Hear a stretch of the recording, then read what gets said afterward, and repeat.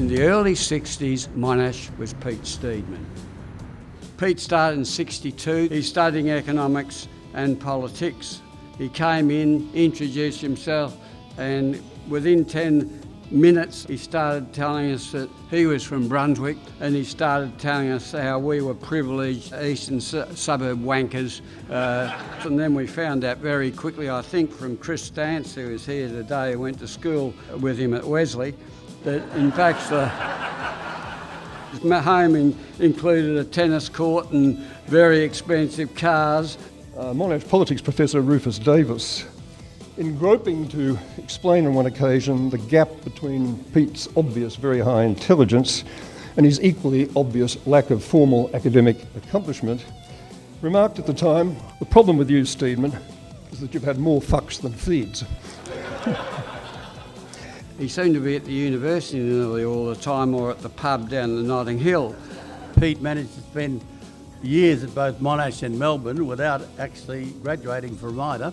In fact, I don't think I ever saw Pete in a lecture.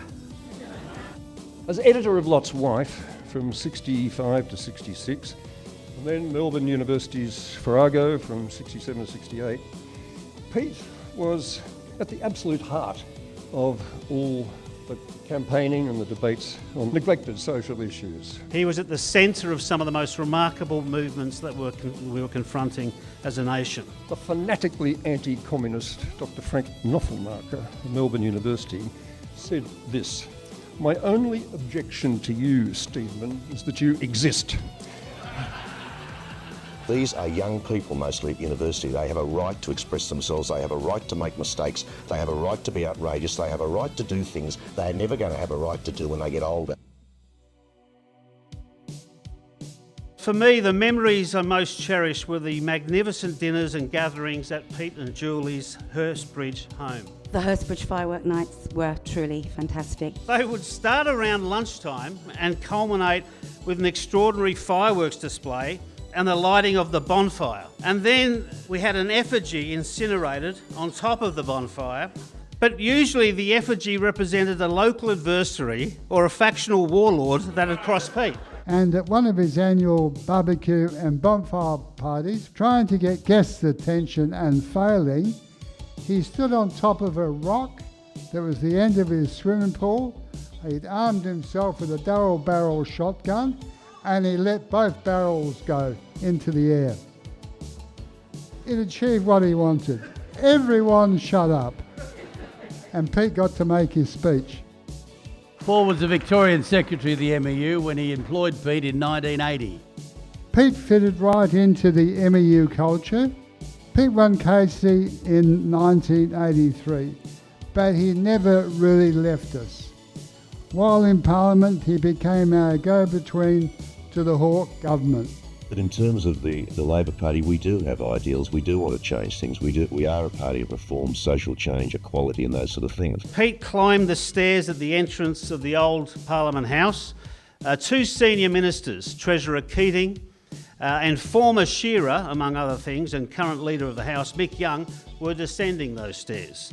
As paths were crossed, Keating made a disparaging remark about Pete's sheepskin coat. Quick as a flash, Pete replied, "Steady on, it was Mick's first route."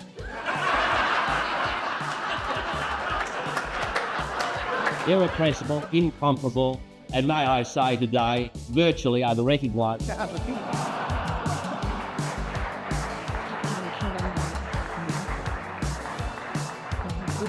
But you wore a three-piece suit to get in? Oh, definitely, yeah. I still do wear a suit when it's necessary. I'm not against suits. For everyone here who knew Pete, you'd know that he was pro-Indigenous voice to Parliament.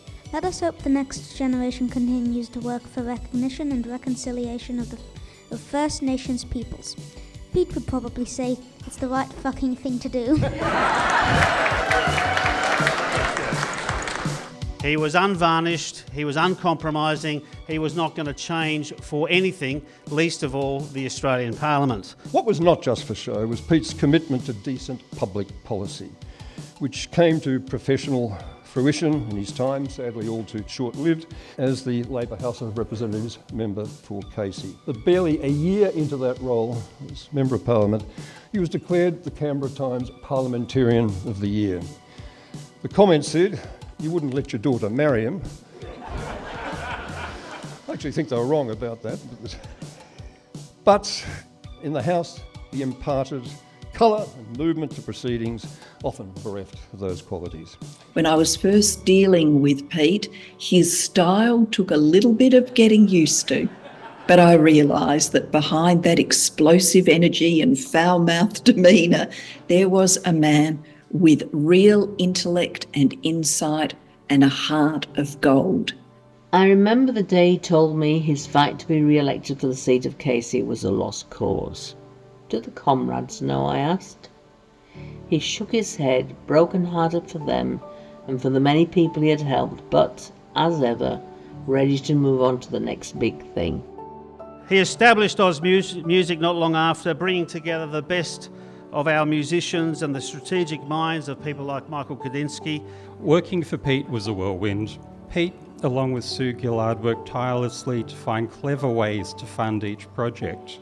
Coca-Cola gave Oz Music $500,000 for industry programs. When you turn on the ABC in November and they say that it's Oz Music Month, remember the huge contribution that Pete Steedman made to Australia's music industry. I always do. He deeply loved his family. He was loyal to his friends. He cared about his community.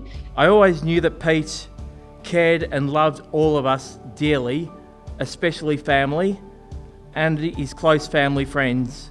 He left a great legacy. He really was a very sweet-natured gentleman. My good friend Pete Steedman was a Labor warrior, raconteur, recalcitrant.